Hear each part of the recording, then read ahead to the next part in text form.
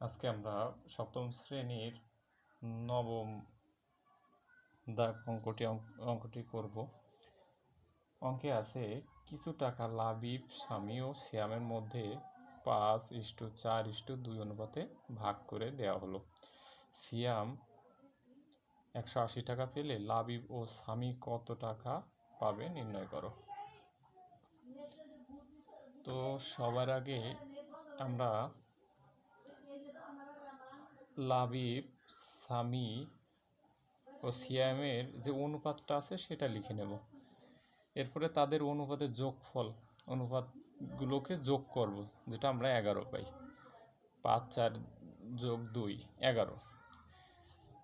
তাহলে আমাদের প্রথমেই বের করতে হবে মোট টাকা।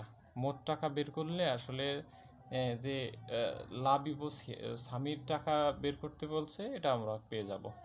তো মোট টাকা বের করতে হলে যেহেতু বলেছে এখানে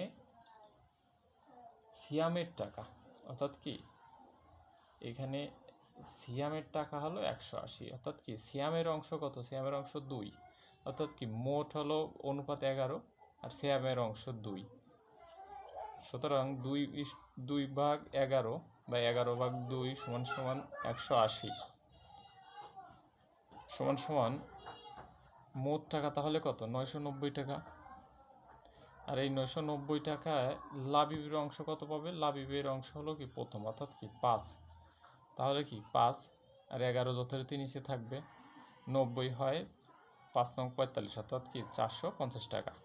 আর স্বামী পাবে কত? স্বামীর অনুপাত হলো 4, অর্থাৎ কি 4 উপরে থাকবে, 11 নিচে থাকবে, 90 4 নং 36, অর্থাৎ কি 360 টাকা।